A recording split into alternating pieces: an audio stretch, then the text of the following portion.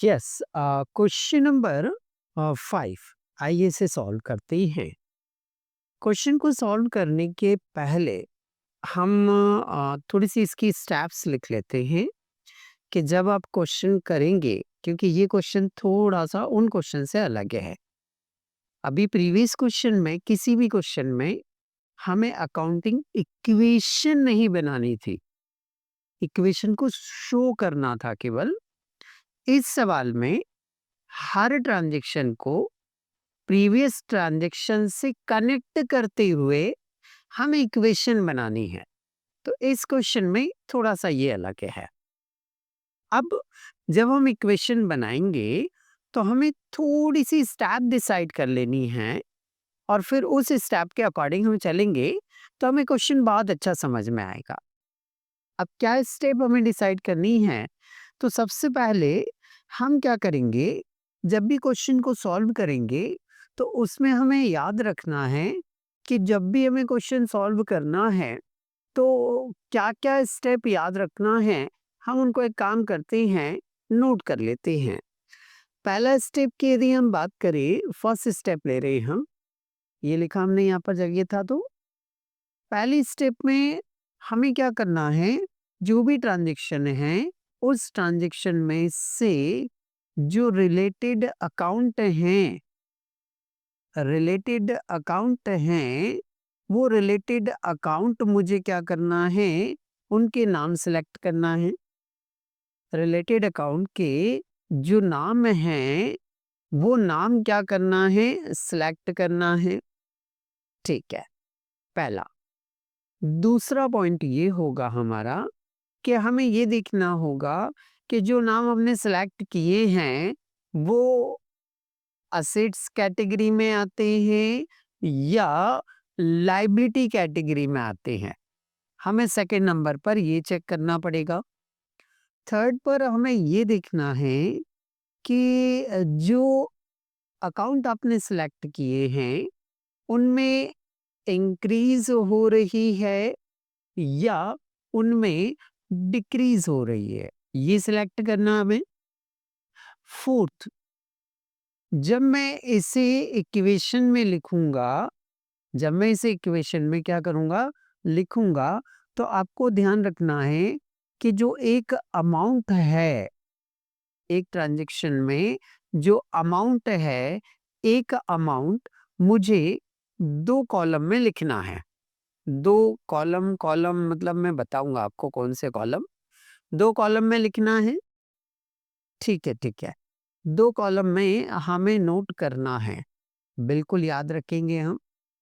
दो कॉलम में लिखना है, फिर बाकी जो कॉलम बचेंगे, रिमेनिंग जो भी कॉलम बचेंगे, उन कॉलम में डैश करना है। जो भी रिमेनिंग कॉलम होंगे, उन रिमेनिंग कॉलम में हमें डैश कर देना है, इस तरह से। ठीक है, उसके बाद में हमें टोटल लगानी है उस कॉलम की। उस कॉलम की हमें क्या लगानी है, टोटल लगानी है। और टोटल लगाने के बाद में हमें उसे नाम देना है इक्वेशन नंबर।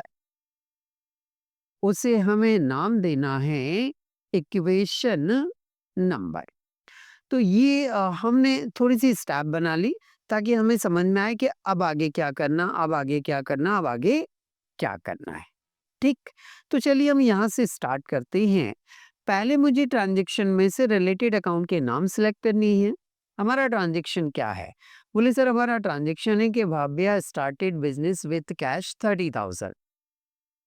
तो इसमें से पहला अकाउंट तो मुझे देखो यहाँ से कैश ही नजर आ गया, मैंने यहाँ पर कैश लिख लिया ये। दूसरा, जब बिजनेस स्टार्ट करते हैं, बिजनेस स्टार्ट करते हैं, तो दूसरा अकाउंट आ जाता है आपका कैपिटल। ये दो अकाउंट आ गए। ठीक है सर, दो अकाउंट मैंने इसमें से छांट लिए। अब मुझे ये देखना है कि ये अकाउंट असेट्स से रिलेटेड है या लायबिलिटीज से रिलेटेड। तो ठीक है, कैश मेरा असेट्स में आता है, कैपिटल मेरी लायबिलिटी साइड में कैपिटल में ही आता है। ठीक है, अब मुझे ये डिसाइड करना है कि ये इंक्रीज हो रहा है या डिक्रीज हो रहा है। ठीक है, इसे डिसाइड करने के लिए मैं एक काम करता हूँ कि यहाँ पर इसे डिसाइड करने के लिए मैं काम करता हूँ, मैं यहाँ पर सबसे पहले एक बिजनेस बना लेता हूँ। ठीक है, ये हमारा मान लीजिए एक किराने का शॉप है, ये बिजनेस है हमारा। ये हमने छोटी सी दुकान यहाँ पर क्या कर ली, बना ली। ये इस बिजनेस का ऑनर है। ठीक है सर, ये इस बिजनेस का क्या हो गया, ऑनर हो गया सर।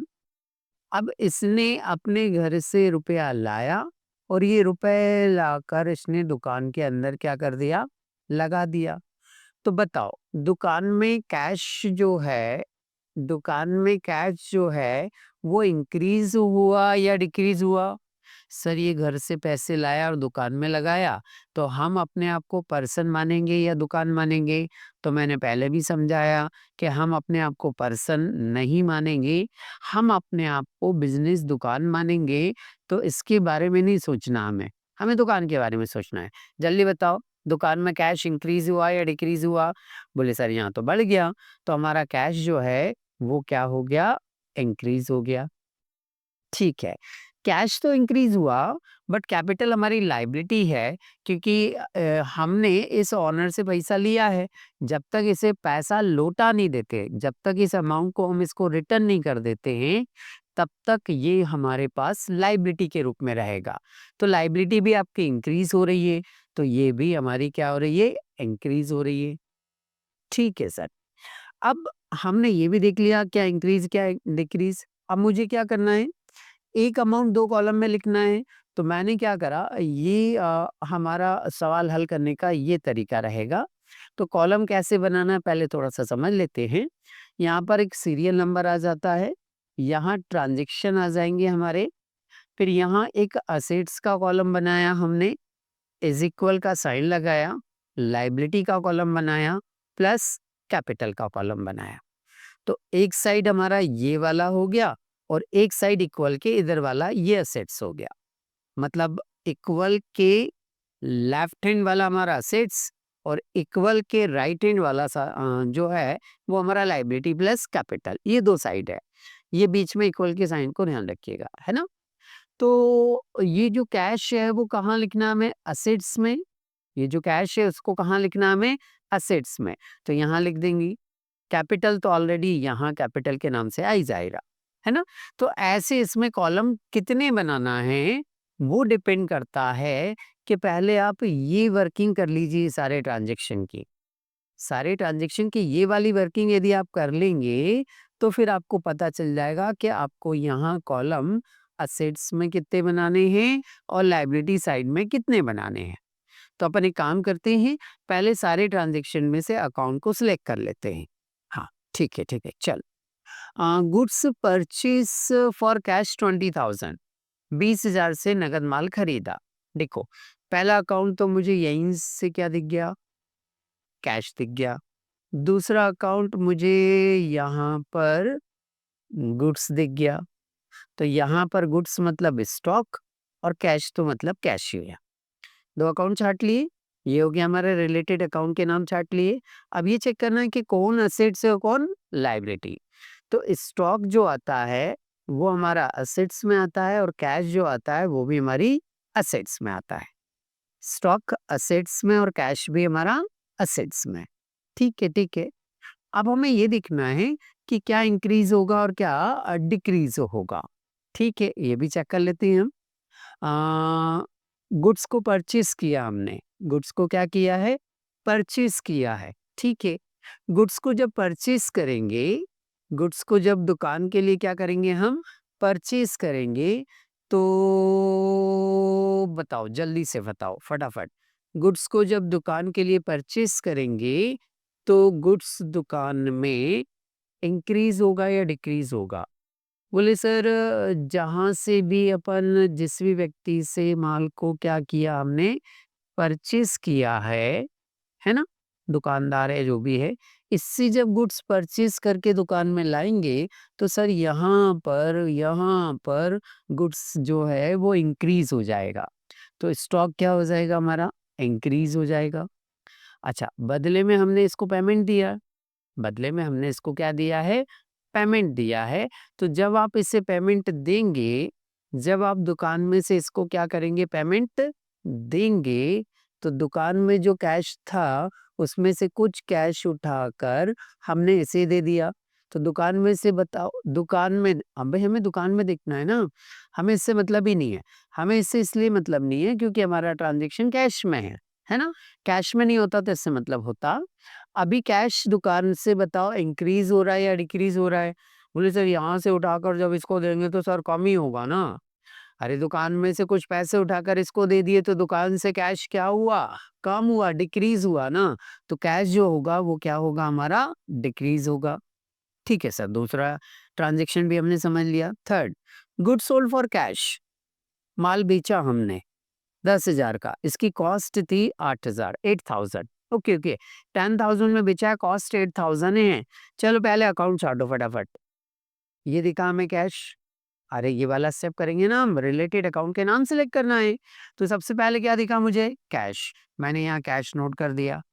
फिर मुझे क्या दिख गया यहाँ पर, गुड्स। गुड्स का मतलब क्या होता है, स्टॉक। तो ये स्टॉक हो गया हमारा, है ना। तो कैश और स्टॉक तो हो गया। अब मैंने आपको पहले भी बताया था किसी क्वेश्चन में कि जब अमाउंट में डिफरेंस आ रहा हो, जब माल को परचेस और सेल करते समय अमाउंट में डिफरेंस आ रहा हो, परचेस करते समय तो नहीं आता है बट हाँ सेल करते समय ही आता है ये ट्रांजेक्शन। तो अमाउंट का जो डिफरेंस है वो प्रॉफिट या लॉस कहलाएगा। कॉस्ट कम है, बेचा हमने ज्यादा में है, तो इसका जो डिफरेंस आएगा वो क्या कहलाएगा, हमारा प्रॉफिट कहलाएगा। ओके, ये हमने रिलेटेड अकाउंट के नाम सेलेक्ट कर लिए। अभी देखना है कि कौन असेट्स है कौन लायबिलिटी। चलो जल्दी बताओ फटाफट। स्टॉक हमारी क्या है, असेट्स। कैश क्या है हमारी, असेट्स। और प्रॉफिट लायबिलिटी साइड कैपिटल में आएगा। ठीक है, अब हमें ये देखना है क्या बढ़ा क्या कम हुआ। तो माल दुकान से हमने क्या किया है, बेचा है। माल दुकान से हमने कैश में क्या किया है, बेचा है। दुकान से जब माल को क्या करेंगे हम, सेल करेंगे। दुकान से जब माल को क्या करेंगे हम, सेल करेंगे। तो जल्दी से बताओ, दुकान में, दुकान से माल उठाकर, दुकान से गुड्स उठाकर जब हम सेल कर रहे हैं, जब हम क्या कर रहे हैं, इस गुड्स को उठाकर सेल कर रहे हैं, तो बताओ दुकान में माल बढ़ेगा या कम होगा। बोले सर कम होगा। तो जब माल दुकान से क्या हो रहा है, कम हो रहा है, तो ये डिक्रीज हो जाएगा।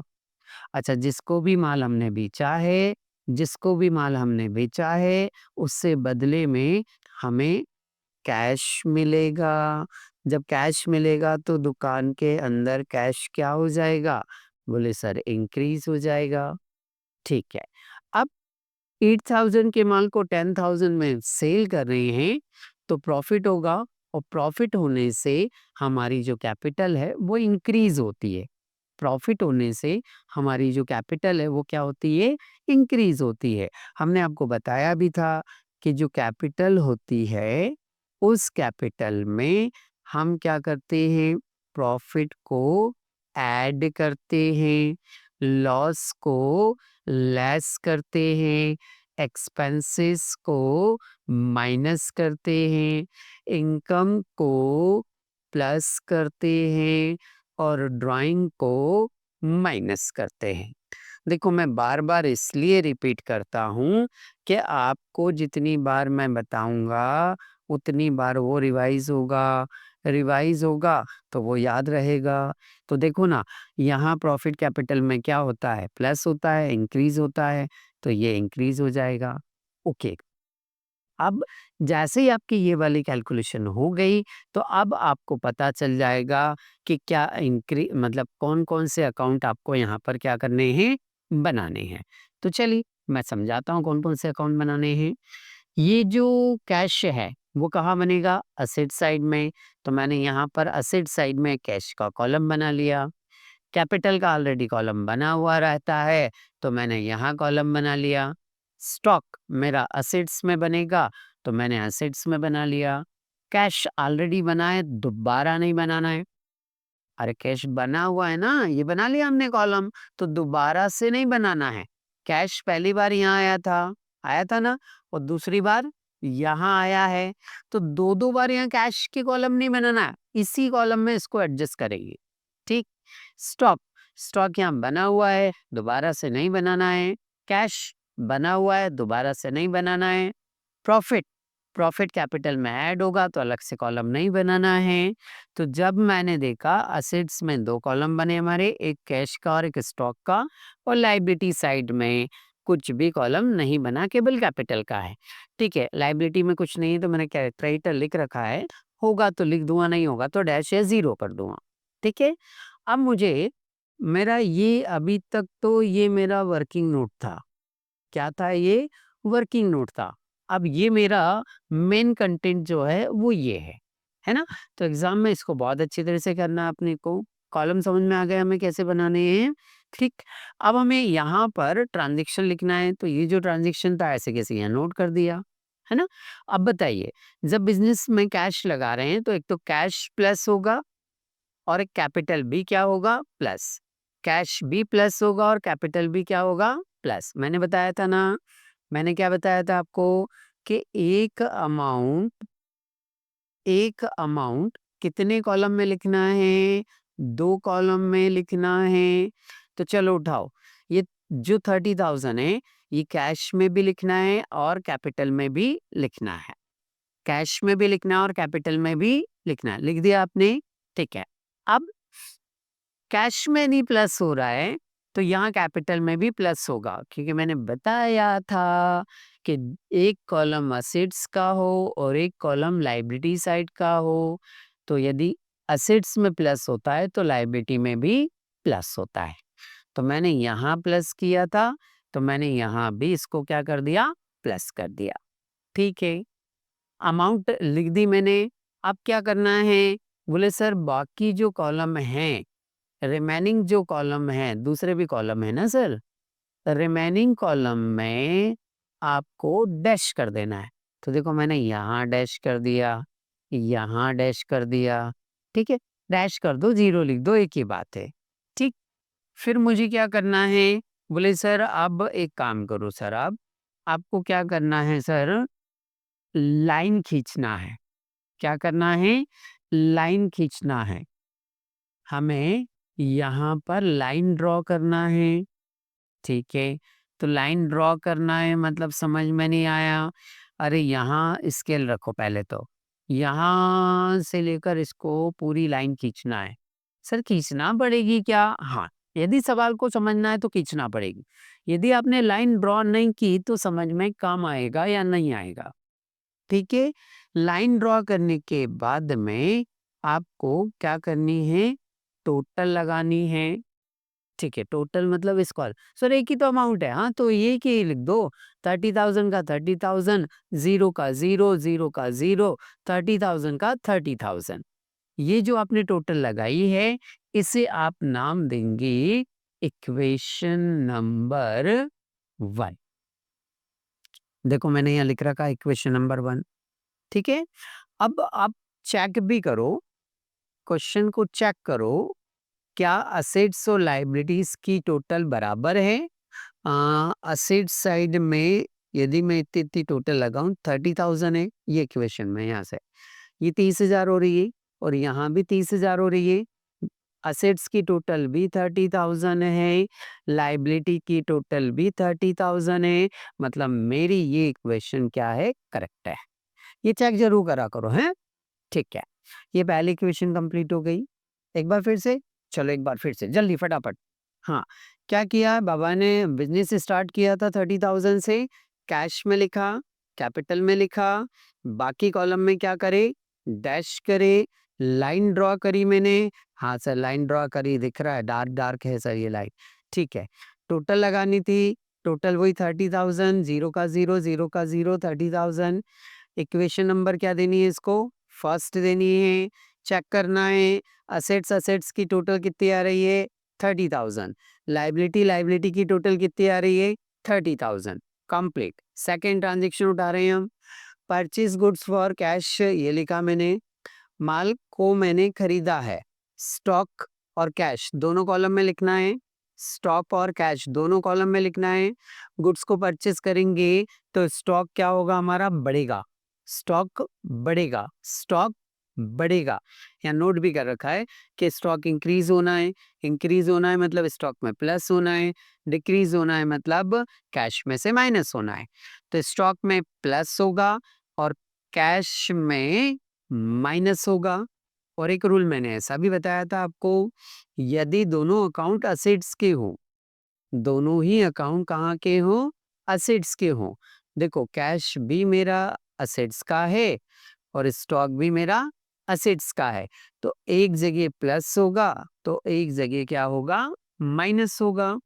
जब मैं गुड्स को परचेस करूंगा तो स्टॉक मेरा प्लस होगा, ऑब्वियसली फिर कैश माइनस हो जाएगा। ठीक है, चलिए आगे बढ़ते हैं हम। अब हमने ये तो लिख दिया, ठीक है। अब मुझे क्या करना है? मेरा ये वाला पॉइंट जो है वो कंप्लीट हो गया। कौन सा वाला? कि एक अमाउंट दो कॉलम में लिखना है।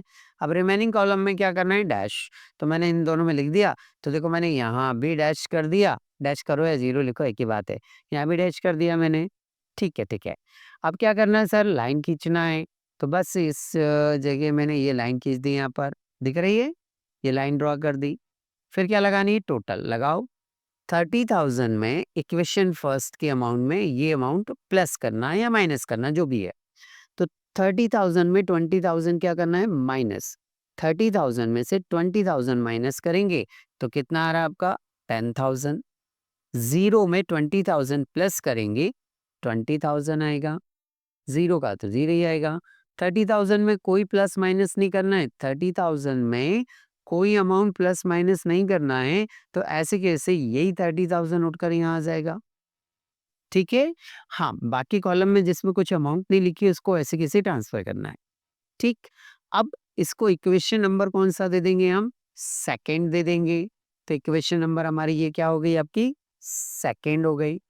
अब मेरे को क्या करना? चेक करना है कि असेट्स की टोटल और लायबिलिटी की टोटल बराबर है या नहीं है। तो देखो असेट्स की ये वाली अमाउंट की टोटल लगाओ, लगाओ जल्दी से फटाफट। इसको जोड़ो। 10,000 और 20,000 को जोड़ेंगे तो कितना हो रहा है? ये 30,000 हो रहा है, 30,000 हो रहा है। हाँ, और ये लायबिलिटी की इधर की टोटल लगाओ फटाफट।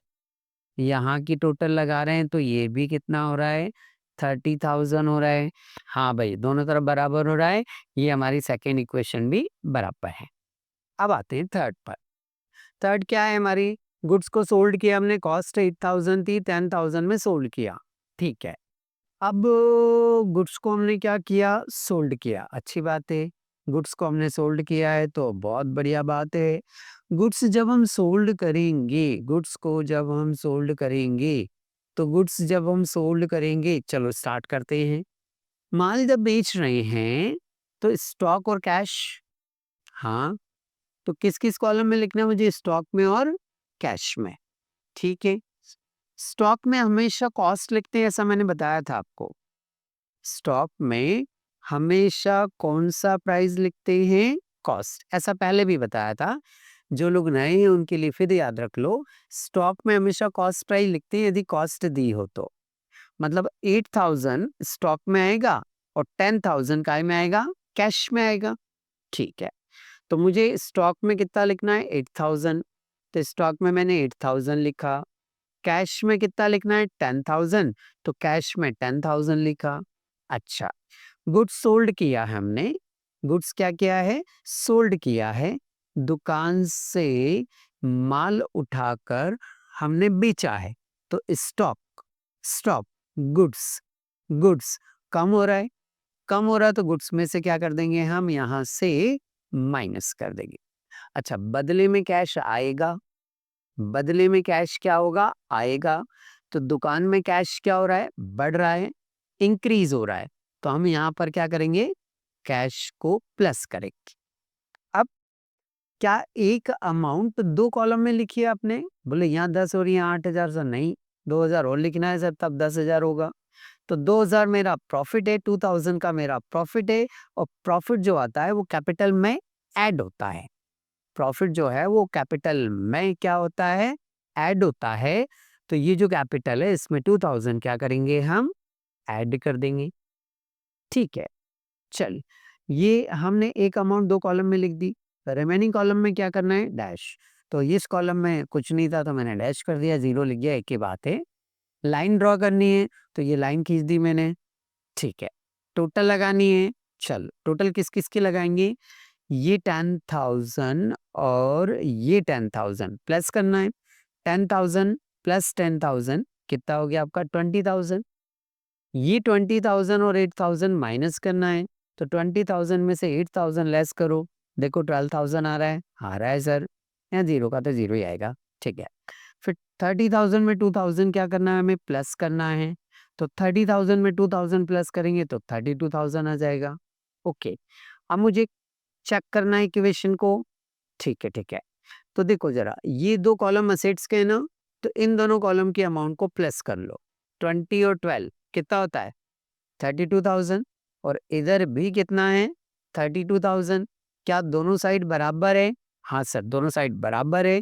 इसका मतलब हमारा सवाल यहाँ तक बिल्कुल करेक्ट है। तो यहाँ आकर आपका ये क्वेश्चन कंप्लीट हो जाता है।